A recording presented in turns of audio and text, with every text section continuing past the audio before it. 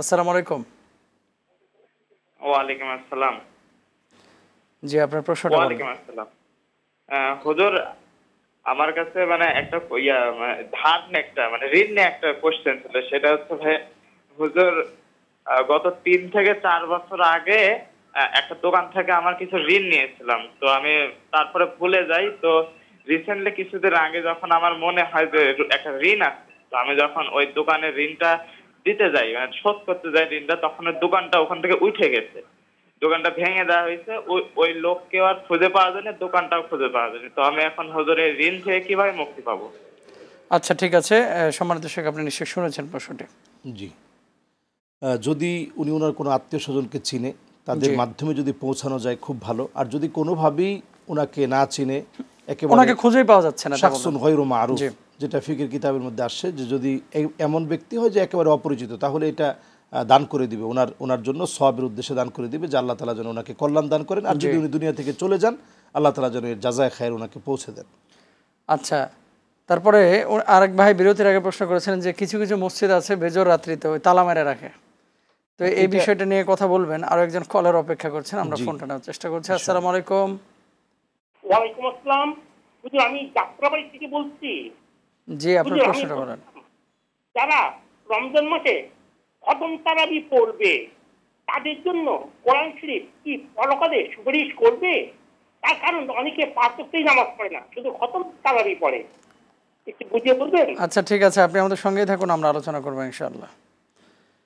যেটা বলেছিলাম আগে, মসজিদের তালা আর কি বেজোর রাত্রিগুলোতে। জি শাইখ, এটা নিয়ে তো আপনিও অনেক লেকচার দিয়েছেন। আসলে এটা আমাদের মসজিদগুলো সবসময় খোলা রাখা উচিত। জি, এটা আমাদের দেশে আমরা বলবো যে মসজিদের অন্তত বারান্দার জায়গাটুকুন হলেও মুসল্লিদের জন্য খোলা রাখা উচিত।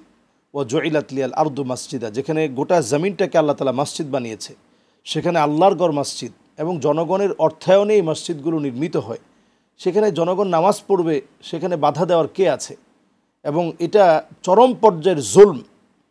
ওমান আজলামু মিম্মা মানা মাসাজিদ আল্লাহ, আল্লাহর ঘর মসজিদ থেকে বাধা দেয়, এর চাইতে বড় জালেম আর কে হতে পারে? এই সম্পর্কে একটা বিষয় সম্মানিত দর্শক, যারা বন্ধ করে রাখে মসজিদ তারা কিন্তু নামাজকে বাধা দেওয়ার জন্য বন্ধ করে, ফ্যান চুরি হয়ে যায়, জুতা চুরি হয়ে যায়, এটাতে আমরা ডান আসতেছি না। বক্স কাটে নিয়ে চলে যায়। কেটে নিয়ে চলে যায়। জি, এটা আসলে এটার ক্ষেত্রে আমি যেটা বলতে চাই যে জি, আপনার অন্তত দিক নির্দেশনা অবশ্যই দরকার। একটা জায়গা থাকবে, যে জায়গাটা অন্তত মানুষ অনেক সময় এমন হয় যে পথিক মানুষ, জি, রাস্তায় প্রচণ্ড জ্যামজট, তিনি সেখানে আসছেন একটু সালাত আদায় করবেন, একটু জায়গা অন্তত প্রত্যেকের জন্যই রাখা দরকার মসজিদের এক কোণায়, যেখানে দান বাক্স থাকবে না, অথবা ফ্যানও যদি থাকে, একটা ফ্যান যদি নিয়েও নেয় তাহলে কি করা?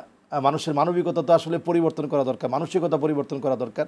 তারপর যদি ফ্যান নাও রাখেন, অন্তত নামাজ পড়ার ব্যবস্থাটা রাখা দরকার। কারণ মানুষ কত হালতে চায় যে নামাজটা পড়ুক। এই যেমন আজকে আমি দেখেছি যে এখানে আমি নামাজ পড়েছি, অনেক মুসল্লিরা সবাই যাচ্ছে নামাজ পড়তে।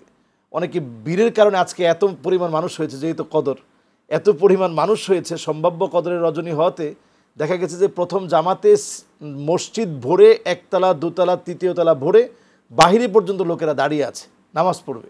এখন যদি বন্ধ করে দেয় তাহলে এই মানুষগুলো যাবে কোথায়?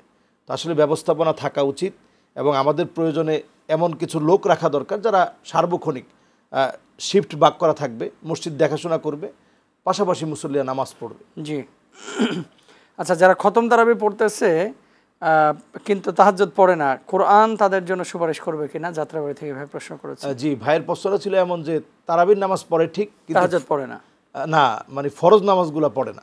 না, তাহাজ্জুদের ও কথা। তাহাজ্জুদের কথা, হ্যাঁ। যদি কেউ তাহাজ্জুদ না পড়ে, এটা তো অতিরিক্ত তাতাওয়ান। জি, কেউ যদি তাহাজ্জুদ না পড়ে, এটার কারণে আল্লাহ রাব্বুল আলামিন নিশ্চয়ই এটা সওয়াবের বিষয়। আপনি যদি পড়েন আল্লাহর কাছে নৈকট্য অর্জন করতে পারবেন। এবং রাসূলুল্লাহ সাল্লাল্লাহু আলাইহি ওয়াসাল্লামের সাথে জান্নাতে থাকবে কে? সাহাবায়ে কেরাম প্রশ্ন করেছেন, নবীজি সাল্লাল্লাহু আলাইহি ওয়াসাল্লাম বলেছেন যে ফাইন্নি আলা নাফসিকা বিকাথরাতিস সুজুদ, অধিক পরিমাণে সেজদা দাও, তাহলে আমার সঙ্গে তোমরা জান্নাতে থাকবে। তাহলে বোঝা যায় যে এটা আপনার আগ্রহ থেকে আপনি পড়বেন, এটার কারণে আপনি একেবারে গুনাহগার হয়ে যাবেন এমনটা আমরা কখনো কোরআন বলি না। সুপারিশ করবে কাদের জন্য? যে খতম তারাবি যারা পড়ছে তাদের জন্য কোরআন সুপারিশ করবে কিনা? না, আসলে কোরআনের সুপারিশ শুধু খতম তারাবি পড়লে সুপারিশ করবে এমনটা না। আর সিয়ামু ওয়াল কোরআনু ইয়াশফাআনি লিল আবদি ইয়াউমাল কিয়ামা, এই হাদিসের অর্থ হচ্ছে আই তিলাওয়াতিল কোরআন ওয়া তাদাব্বুরিহি ওয়া সিমাইহি, কোরআন আপনি নিজে তেলাওয়াত করবেন, কোরআন বোঝার চেষ্টা করবেন, ওয়া সিমাইহি মানে কোরআন শুনবেন।